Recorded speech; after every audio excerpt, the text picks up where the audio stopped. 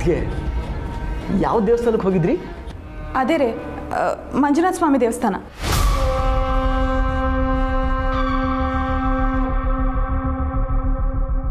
ಅವತ್ತು ನಾನು ಅದೇ ದೇವಸ್ಥಾನಕ್ಕೆ ಹೋಗಿದ್ನಲ್ಲ, ಅಪ್ಪಿತಪ್ಪಿ ಸತ್ಯ ಏನಾದರೂ ನಾನು ಒಂದು ವೇಳೆ ಅವಳು ನನ್ನನ್ನು ನೋಡಿದರೆ ಡೈರೆಕ್ಟಾಗಿ ಬಂದು ಕೇಳಿರೋಳು.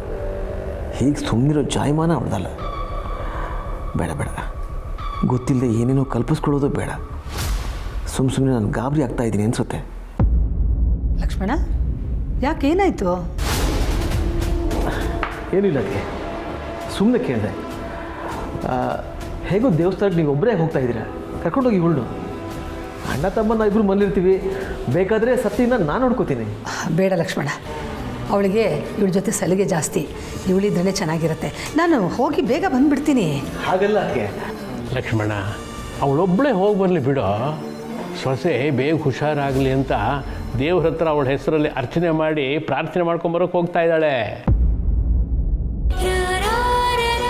ಅವಳ ಜೊತೆ ಬೇರೆಯವರು ಹೋದರೆ ಅವಳ ಪ್ರಾರ್ಥನೆಗೆ ಭಂಗ ಆಗೋದಿಲ್ವೇ? ಸೀತಾ, ನೀನು ಹೋಗ್ಬಾ. ನಾನು ಯಾಕೆ ಅವಳ ಹೆಸರಲ್ಲಿ ಅರ್ಚನೆ ಮಾಡಿಸ್ಲಿ? ಅಂದರೆ ಈಗೇನು ಅವಳ ಹೆಸರಲ್ಲಿ ಅರ್ಚನೆ ಪೂಜೆ ಮಾಡಿಸಲ್ವಾ? ನಾನು ಯಾವಾಗಲೂ ಮನೆಯವರೆಲ್ಲರ ಹೆಸರಲ್ಲೂ ಪೂಜೆ ಅರ್ಚನೆ ಮಾಡಿಸ್ತೀನಿ. ಅದರಲ್ಲೇನು ವಿಶೇಷತೆ? ಅಂದರೆ ಅವಳು ನಮ್ಮ ಮನೆಯವಳು ಅಂತ ಒಪ್ಕೊಂಡಿಯಲ್ಲ. ಥ್ಯಾಂಕ್ಸ್ ಸೀತಾ. ಹೀಗೇನ್ರಿ, ಹೀಗೆ ನಾನು ಮಾತಾಡ್ತಾ ನಿಂತ್ಕೊಂಡಿರ್ಲೋ ಅಂತೀರಾ ಅಥವಾ ಹೋಗಿ ಬರಲಾ? ಅಯ್ಯೋ ಶಿವನೇ, ಹೋಗ್ಬಾ. ನಾನು ಬೇಡ ಅಂತ ಹೇಳಿದ್ನೆ. ಮನೆಯವರೆಲ್ರಿಗೂ ಒಳ್ಳೇದಾಗಲಿ ಅಂತ ದೇವ್ರ ಹತ್ರ ಬೇಡ್ಕೊಂಬ. ಆಯ್ತು, ಬರ್ತೀವಿ ಬೇಡ. ಊರ್ಮಿಳ, ಅತ್ತೆ ಸೊಸೆ ಬಗ್ಗೆ ಕಾಳಜಿ ತೋರಿಸೋ ದಿನ ಇಷ್ಟು ಬೇಗ ಬಂದ್ಬಿಡ್ತಲ್ಲ, ದೇವರು ಕಣ್ಬಿಟ್ಟ ಅಂತ ಕಾಣುತ್ತೆ. ಹೌದು ಬಾವ. ಅಕ್ಕ ಹೀಗೆ ಸತ್ಯನ ಪೂರ್ತಿ ಅರ್ಥ ಮಾಡಿಕೊಂಡು ಒಪ್ಕೊಂಡ್ರೆ ಅಷ್ಟೇ ಸಾಕು. ಅದೇನೋ ಬರುತ್ತೆ ಊರ್ಮಿಳ, ಅದರಲ್ಲಿ ಎಳ್ಳಷ್ಟು ಸಂಶಯನೇ ಇಲ್ಲ. ಈ ಅತ್ತೆ ಸೊಸೆ ಅನ್ನೋ ಆಟದಲ್ಲಿ ಗೆಲ್ಲೋರು ಅತ್ತೆ ಸೊಸೆ ಇಬ್ಬರು. ನಿಜ ಭಾವ, ಅದು ಒಂದಾಗ್ಬಿಟ್ರೆ ಕೋಟೆ ಮನೆ ಮತ್ತೆ ನಂದಗೋಕುಲ ಆಗ್ಬಿಡತ್ತೆ.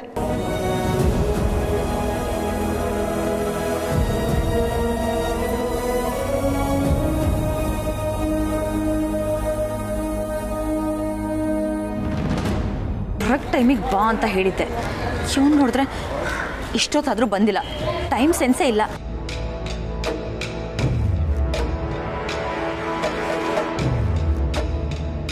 ಅಕ್ಕ, ದೇವಸ್ಥಾನಕ್ಕೆ ಬಂದಿದ್ದೀರಾ, ಹೂವು ತಗೊಳ್ಳಿ. ದೇವ್ರಿಗೂ ತಗೊಳ್ಳಿ, ಒಳ್ಳೇದಾಗುತ್ತೆ. ನೀನು ಕೇಳಿದ್ನಾ? ನಾ ದೇವಸ್ಥಾನಕ್ಕೆ ಹೋಗ್ತಿದ್ದೀನಿ ಅಂತ ಹೇಳಿದ್ನಾ? ನಿಂದು ಎಷ್ಟಿದೆ ಅಷ್ಟು ನೋಡ್ಕೋ. ಶುಕ್ರವಾರ ಸುಮಂಗಲಿ ಬಾಯಿಲಿ ಅಂತ ಮಾತು ಬರಬಾರ್ದು. ಹೂವು ತಗೊಂಡು ಮುಡ್ಕೊಳ್ಳಿ. ಏಯ್, ನಂದೇ ನಂದಾಗಿದೆ. ಹೂವು ಅಂತೆ ಹೂವು. ಇರಿಟೇಟ್ ಮಾಡಬೇಡ.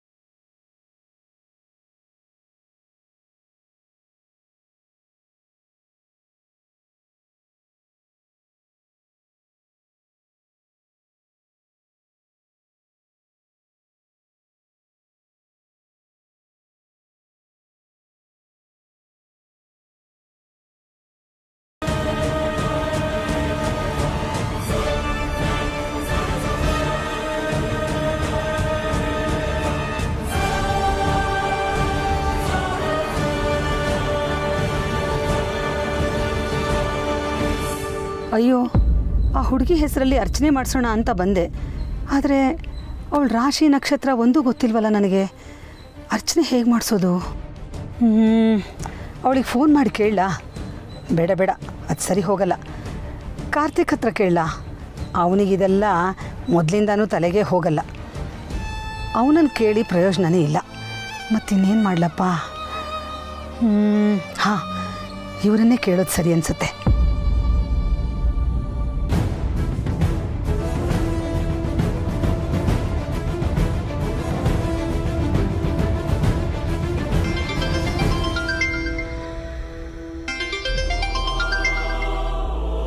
ಸೀತಾ ಅವರು ಇವ್ರು ಯಾಕೆ ಕಾಲ್ ಮಾಡಿದ್ದಾರೆ?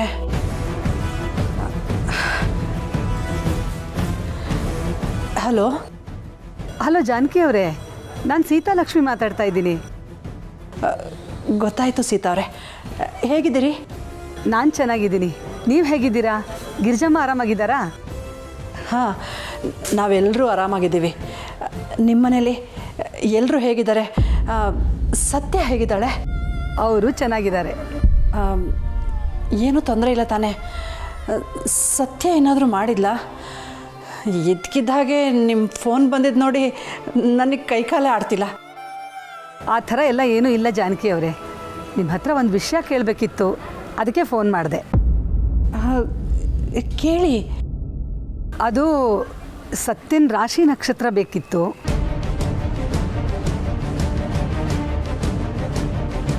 ಅದು ಉತ್ತರ ಭಾದ್ರ ನಕ್ಷತ್ರ, ಮೀನರಾಶಿ. ಸೀತಾ ಅವರೇ, ರಾಶಿ ನಕ್ಷತ್ರ ಯಾಕೆ? ಇಲ್ಲ, ಅದು ಸತ್ಯಂಗೆ ಸ್ವಲ್ಪ ಹುಷಾರಿರಲಿಲ್ಲ, ಅದಕ್ಕೆ ಅರ್ಚನೆ ಮಾಡಿಸ್ಕೊಂಡು ಹೋಗೋಣ ಅಂತ ದೇವಸ್ಥಾನಕ್ಕೆ ಬಂದಿದ್ದೀನಿ. ಸತ್ಯಂಗೆ ಏನಾಯಿತು? ತುಂಬ ಹುಷಾರಿಲ್ವಾ? ಈಗ ಹೇಗಿದ್ದಾಳೆ? ಅಯ್ಯೋ, ಗಾಬರಿ ಆಗುವಂಥದ್ದು ಏನಿಲ್ಲ, ಸ್ವಲ್ಪ ಜ್ವರ ಬಂದಿತ್ತಷ್ಟೇ. ಮೊದಲು ಈ ಕಡೆ ಎಲ್ಲ ಡೆಂಗ್ಯೂ ಜಾಸ್ತಿ ಆಗಿದೆಯಲ್ಲ, ಜ್ವರ ಅಂದ ಕೂಡಲೇ ತುಂಬ ಭಯ ಆಯಿತು. ಆ ಥರ ಎಲ್ಲ ಏನೂ ಇಲ್ಲ ಜಾನಕಿ ಅವರೇ. ಡಾಕ್ಟ್ರು ಬಂದಿದ್ದರು, ರೆಸ್ಟ್ ಮಾಡಿದ್ರೆ ಸರಿ ಹೋಗ್ತಾಳೆ ಅಂತ ಹೇಳಿದ್ದಾರೆ. ಈಗ ಸ್ವಲ್ಪ ಸುಧಾರಿಸ್ಕೋತಾ ಇದ್ದಾಳೆ. ಹೌದಾ? ಈಗ ಸಮಾಧಾನ ಆಯ್ತು ನೋಡಿ. ನಾವು ಬಂದು ನೋಡ್ಕೊಂಡು ಹೋಗ್ತೀವಿ. ಯಾವಾಗ ಬೇಕಾದರೂ ಬನ್ನಿ, ಏನೂ ತೊಂದರೆ ಇಲ್ಲ. ಗಾಬರಿಯಾಗಿ ಮಗಳು ನೋಡೋಕೆ ಬರಬೇಡಿ, ಯಾಕೆಂದರೆ ನಿಮ್ಮ ಮಗಳು ನೋಡ್ಕೊಳ್ಳೋದಕ್ಕೆ ನಮ್ಮ ಮನೇಲಿ ಬೇಕಾದಷ್ಟು ಜನ ಇದ್ದೀವಿ. ಅವಳು ಆರಾಮಾಗಿದ್ದಾಳೆ ಜಾನಕಿ ಅವರೇ, ನಾವೆಲ್ಲ ನೋಡ್ಕೋತೀವಿ.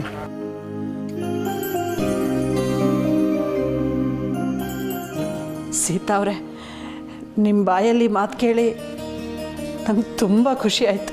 ಸರಿ, ಹಾಗಾದರೆ ಅರ್ಚನೆ ಮಾಡಿಸೋದಕ್ಕೆ ತಡ ಆಗುತ್ತೆ, ನಾನಿನ್ನು ಹೊರಡ್ತೀನಿ. ಸಮಯ ಆದಾಗ ಮನೆಗೆ ಬನ್ನಿ, ಸತ್ಯಂಗೂ ಖುಷಿ ಆಗುತ್ತೆ. ಸರಿ ಸೀತಾ ಅವರೇ. ಸರಿ.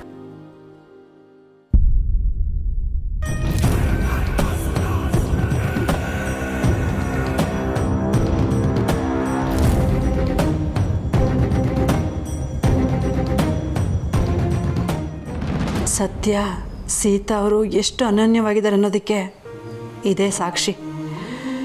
ಸತ್ಯ ನನ್ನ ಮಗಳಲ್ಲಿ ನೆಮ್ಮದಿಯಾಗಿದ್ದಾಳಲ್ಲ, ಅಷ್ಟೇ ಸಾಕು. ಭಗವಂತ ಯಾವಾಗಲೂ ನನ್ನ ಮಗಳನ್ನು ಹೀಗೆ ಕಾಪಾಡಪ್ಪ.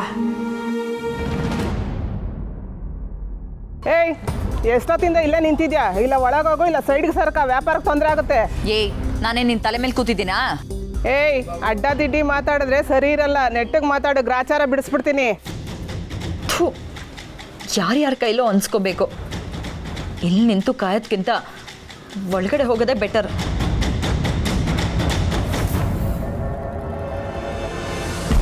ಓಂ ತ್ರಯಂಬಕಂ ಯಜಾಮಹೇ ಸುಗಂಧಿಂ ಪುಷ್ಟಿವರ್ಧನಂ ಉರ್ವಾರುಕಮಿವ ಬಂಧನಾನ್ ಮೃತ್ಯೋರ್ಮುಕ್ಷೀಯಮಾಮೃತಾತ್ ಮೃತ್ಯುಂಜಯ ಇದನ್ನ ಮಮ.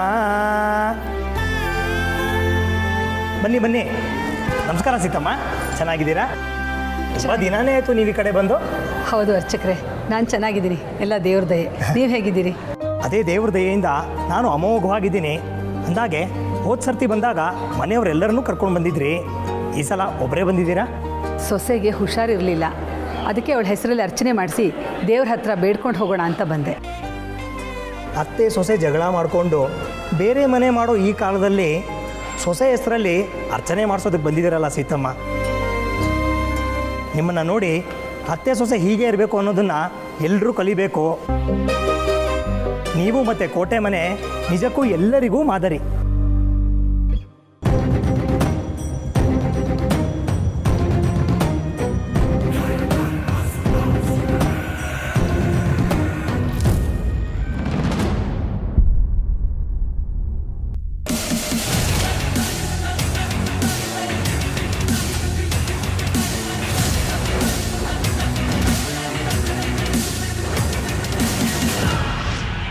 ಓ, ಈ ಮುದುಕಿ ಬೇರೆ ಇಲ್ಲಿಗೆ ಬಂದಿದೆ.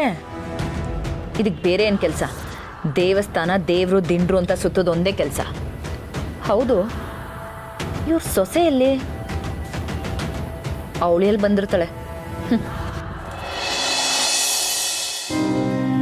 ಸೀತಮ್ಮ, ನಿಮ್ಮ ಸೊಸೆ ಹೆಸರು, ರಾಶಿ, ನಕ್ಷತ್ರ ಹೇಳಿ.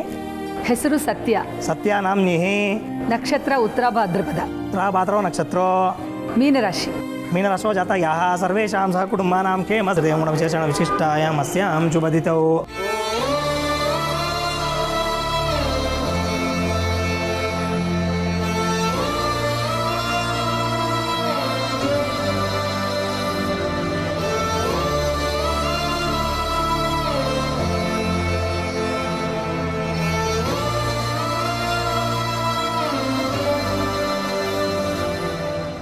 ದೇವ್ರೆ, ನಮ್ಮ ಸತ್ಯ ಯಾವಾಗಲೂ ಲವಲವಿಕೆಯಿಂದ ಇದ್ದು ಹುಡುಗಿ ಈಗ ಅದೇನೋ ಮನಸ್ಸಿಗೆ ಹಚ್ಕೊಂಡು ಕೊರಗ್ತಾ ಇದ್ದಾಳೆ. ಯಾರ ಹತ್ರನೂ ಹೇಳ್ಕೊಳ್ಳೋದು ಇಲ್ಲ.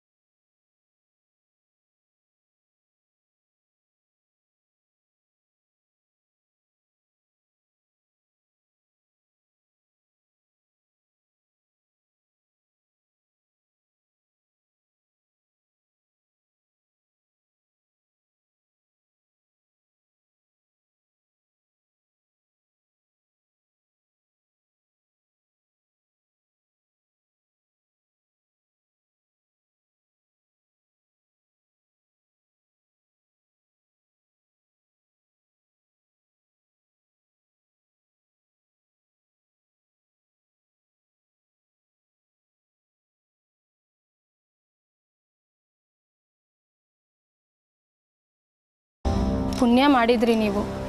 ಆದರೆ ನಮ್ಮನೇಲೆಲ್ಲ ಉಲ್ಟಾ. ಸೊಸೆ ಬಂದಮೇಲೆ ಮಗನೂ ಬದಲಾದ. ಮಗ ಬದಲಾದರೆ ನಮ್ಮ ಮನೇಲಿ ನಮಗೆ ಬೆಲೆ ಇರಲ್ಲ ನೋಡಿ. ಯಾಕೆ ಹಾಗಂತೀಯ ಲಕ್ಷ್ಮಿ? ಎಲ್ಲ ಒಳ್ಳೇದಾಗುತ್ತೆ, ದೇವರು ಕೈ ಬಿಡಲ್ಲ ಬಿಡು. ಎಲ್ಲ ಮನೆಯಲ್ಲೂ ಅತ್ತೆ ಸೊಸೆ ಸಮಸ್ಯೆ ಇದ್ದದ್ದೇ. ಸೊಸೆಯರೇ ಅತ್ತೆಯರನ್ನು ಮೂಲಿಗಂಪು ಮಾಡಿಬಿಡ್ತಾರೆ. ಹಾಗೆ ನೋಡಿದ್ರೆ ನಮ್ಮ ಸತ್ಯ ಅಪರಂಜಿ.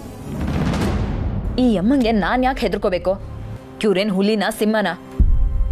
ಅಷ್ಟಕ್ಕೂ ನನ್ನ ಮುಂದಿನ ಪ್ಲ್ಯಾನ್ ಇರೋದೆ ಇವ್ರನ್ನ ನನ್ನ ದಾರಿಗೆ ತಗೊಂಡು ಆ ಮನೆನ ನಂದಾಕ್ಸ್ಕೋಬೇಕು ಅಂತ. ಹೀಗಿರ್ಬೇಕಾದ್ರೆ ನಾನಿಲ್ಲಿರೋದು ಸರಿಯಲ್ಲ. ಮೊದಲು ಹೋಗಿ ಅವ್ರನ್ನ ಮಾತಾಡಿಸ್ಬೇಕು. ನಾ ಇವಾಗ ಮಾತಾಡಿ ಅವ್ರನ್ನ ನನ್ನ ಬುಟ್ಟಿಗೆ ಬೀಳಿಸ್ಕೋಬೇಕು. ಎಸ್. ಇಲ್ಲ, ಹೀಗಿದ್ರೆ ಸರಿ ಹೋಗಲ್ಲ. ಸೀತಾ ಮುಂದೆ ಹೋಗುವಾಗ ಅವ್ರಿಗೆ ಹೇಗೆ ಬೇಕೋ ಹಾಗೆ ಹೋಗಬೇಕು. ಸೀತಮ್ಮ, ದೇವಸ್ಥಾನಕ್ಕೆ ಹೊಸ ಜ್ಯೋತಿಷಿಗಳು ಬಂದಿದ್ದಾರೆ, ನೋಡಿದ್ರಾ? ಮಾತಾಡ್ಸಿದ್ರಾ? ಹೌದಾ? ಯಾರವರು? ಆಂಟಿ, ಒಂದು ಮೊಳ ಹೂವು ಕೊಡಿ. ಹೂವನಾ? ಮೊಳ 50. 50? ಜಾಸ್ತಿ ಆಯಿತು. ಮಿಕ್ದವ್ರಿಗಾದ್ರೆ ಕಮ್ಮಿ, ನಿನಗಾದ್ರೆ ಜಾಸ್ತಿನೇ. ಜಗಳ ಆಡಬೇಕು ಅಂತ ಡಿಸೈಡ್ ಮಾಡಿದ್ದೀರಾ ಹೇಗೆ? ಹೂವು ಬೇಕಾದ್ರೆ ತಗ, ಇಲ್ಲ ಅಂದರೆ ಬಿಡು. ಸರಿ ಸರಿ ಕೊಡಿ. 50 ರೂಪಾಯಿ ಮಡ್ಗು.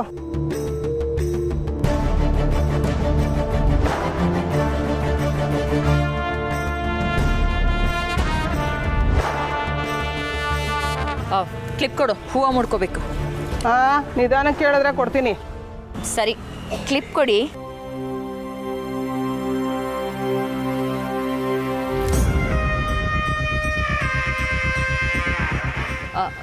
ಕುಂಕುಮ ಇದೆಯಾ? ತಗೋ.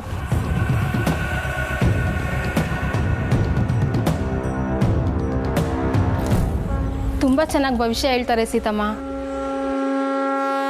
ಇದ್ದದನ್ನ ಇದ್ದಂಗೆ ಹೇಳ್ತಾರೆ, ನೋಡ್ದಂಗೆ ಹೇಳ್ತಾರೆ.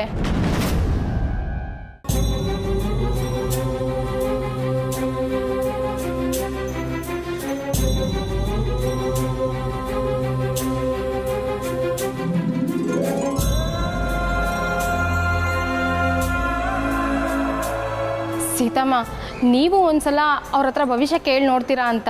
ಬೇಡ ಲಕ್ಷ್ಮಿ, ನಮ್ಮ ಗುರುಗಳೇ ಇದ್ದಾರಲ್ಲ. ಇವ್ರ ಹತ್ರನೂ ಒಂದ್ಸಲ ಕೇಳಿ ನೋಡಿ, ತಪ್ಪೇನಿದೆ? ತಪ್ಪೇನಿಲ್ಲ.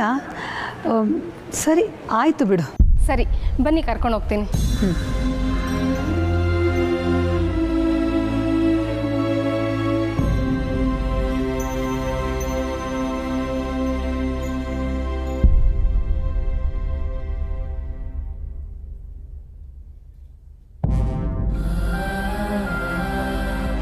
ನಮಸ್ಕಾರ ಗುರುಗಳೇ.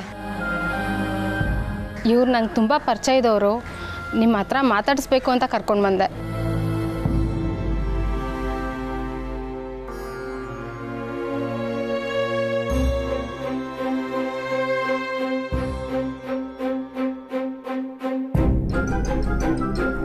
ನಮಸ್ತೆ ಗುರುಗಳೇ. ನೀವು ನಿಮ್ಮ ಜೀವನದಲ್ಲಿ ಅಂದ್ಕೊಂಡಿದ್ದೇ ಒಂದಾದರೆ ಆ ವಿಧಿಯ ಆಟವೇ ಬೇರೆ ಆಗಿತ್ತು.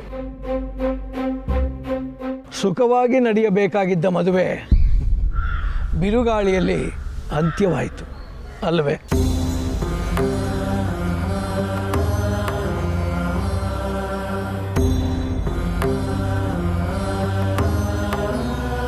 ಹೌದು ಗುರುಗಳೇ. ಆದರೆ ನೀವು ಅಂದುಕೊಂಡ ಬಿರುಗಾಳಿಯೇ ಇವತ್ತು ನಿಮ್ಮ ಮನೆ ತಂಗಾಳಿಯಾಗಿದೆ. ತಂಗಾಳಿಯ ರಕ್ಷಣೆಗೆ ನೀವೇ ಖುದ್ದಾಗಿ ನಿಂತಿದ್ದೀರಾ.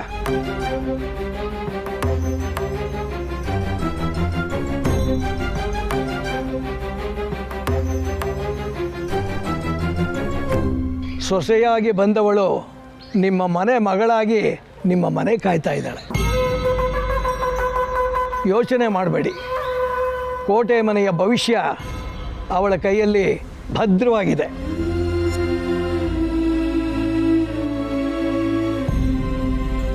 ಹೌದು ಗುರುಗಳೇ, ನೀವು ಹೇಳಿದ್ದು ಸರಿಯಾಗಿದೆ.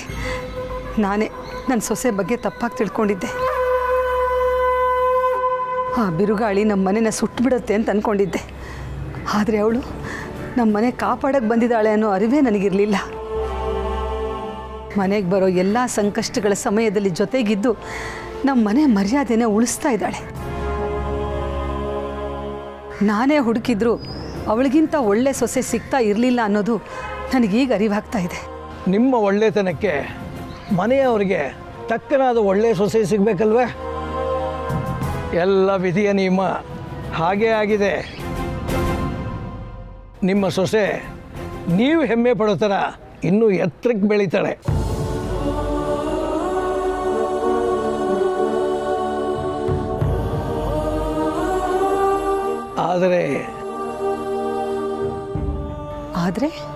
ಆದರೆ ಸೊಸೆಗೆ ಪೂರ್ವಕವಾಗಿ ಅತ್ತೇನೂ ಇರಬೇಕಲ್ವಾ? ಹಾಗಾಗಿ ನಿಮ್ಮಲ್ಲೂ ಕೂಡ ಕೆಲವು ಬದಲಾವಣೆಗಳ ಅಗತ್ಯ ಇದೆ.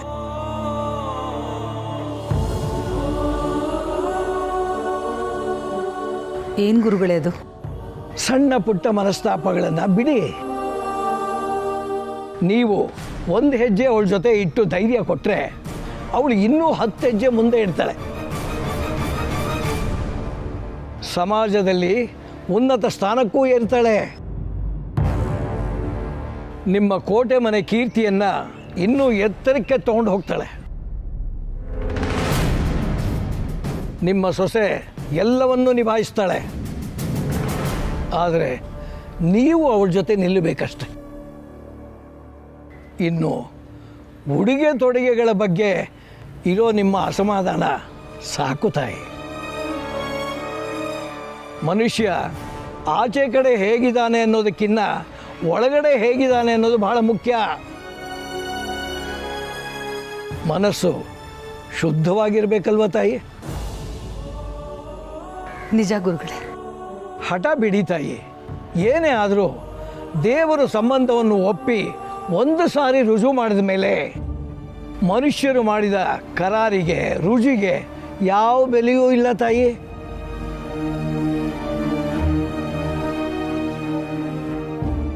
ನಿಮ್ಮ ಮಾತು ನನಗೆ ಅರ್ಥ ಆಗಲಿಲ್ಲ ಗುರುಗಳೇ. ಅರ್ಥ ಆಗೋ ಕಾಲ ಬಹಳ ಹತ್ತಿರದಲ್ಲೇ ಇದೆ.